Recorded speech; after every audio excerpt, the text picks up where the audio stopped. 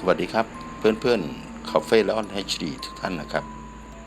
ภาพที่ท่านจะได้ชมต่อไปนี้ที่ประเทศนิวซีแลนด์นะครับเกี่ยวกับพายุไซโคลนนิรานนะฮะที่จะเข้าสู่นิวซีแลนด์นะครับซึ่งก่อนหน้านี้ก็โดนเกี่ยวกับแผ่นดินไหวแล้วก็สึนามิมาส่วนหนึ่งนะฮะในวันนี้ก็จะเจอกับพายุไซโคลนนะครับที่จะพัดผ่านในหมวดหมู่ที่5นะครับที่กำลังเร็วลมถึง170กิโลเมตรต่อชั่วโมง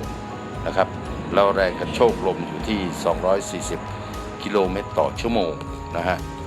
ก็จะมีการอพยพไม่ว่าจะเครื่องบินนะครับสายการบินของแอร์คาลิโดเนียนะครับ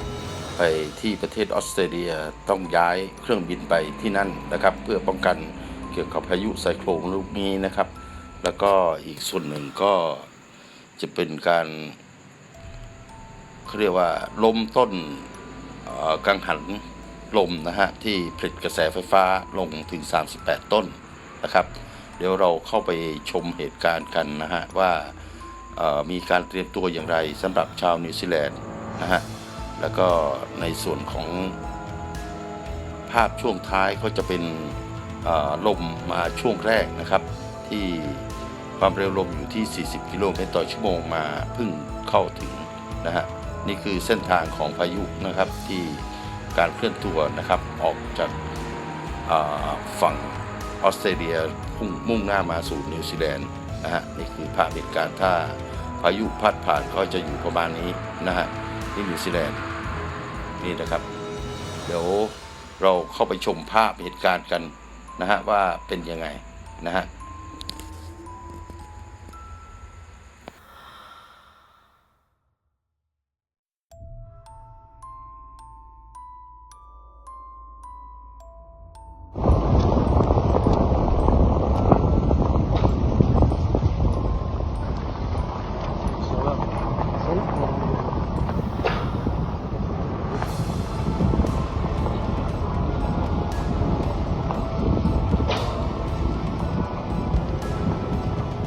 Bonjour. Activé pour éviter que ces avions soient endommagés dans les hangars de l'aérodrome de Magenta ou ceux de Tontouta, Air Calédonie a préféré envoyer ses 4 appareils sur Brisbane, en Australie.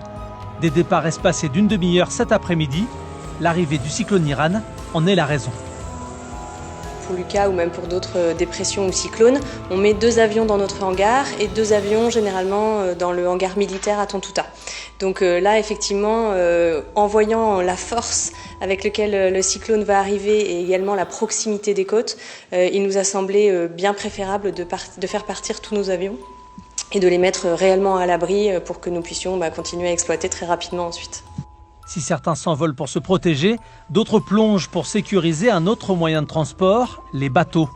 Depuis ce matin, les équipes de la Sodemo sont à pied d'œuvre. La société gère les ports Moselle, Brunelay, Garnier et Boulari, qui abritent près de 1000 bateaux.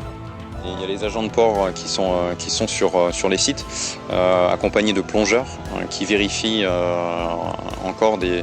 les installations sous-marines qui reprennent des haussières cycloniques pour réajuster certains angles, pour repérer un peu certaines haussières qui seraient encore bloquées. À Port-Moselle, seuls 150 bateaux sur les 700 enregistrés sont habités. Les autres propriétaires doivent impérativement se déplacer pour faire le nécessaire. C'est raisonnable d'enlever toutes les voiles d'enrouleur, même la grand voile, et puis de bien attacher tout ce qui est sur le pont pour pas que ça s'envole et que ça se déchire. Le cyclone, on ne sait jamais ce qu'il peut faire. Hein. Toujours doubler les amarres. J'ai mis des pneus de ce côté-là pour bien sécuriser là, puis le voisin, son bateau. Sur la terre ferme, le centre communal d'action sociale de la ville de Nouméa s'affaire lui aussi. Dès ce soir, 3 centres d'accueil vont ouvrir leurs portes au public. Au foyer vietnamien, 350 personnes peuvent être prises en charge. Il y a le bus qui est mis en place à partir de 19h. Donc il va récupérer, il y a un circuit qui est prévu. Donc il va récupérer les personnes et puis les personnes peuvent venir d'elles-mêmes aussi si elles ne sont pas en sécurité dans leur logement ou au squat ou voilà. Si vraiment elles ont peur du cyclone, elles peuvent venir se réfugier ici. Les autres centres d'accueil sont situés à la salle Anewi et à Kowekara, en attendant un cyclone dont les caractéristiques sont proches de celui vécu en 2003, Erika, le plus puissant depuis 20 ans.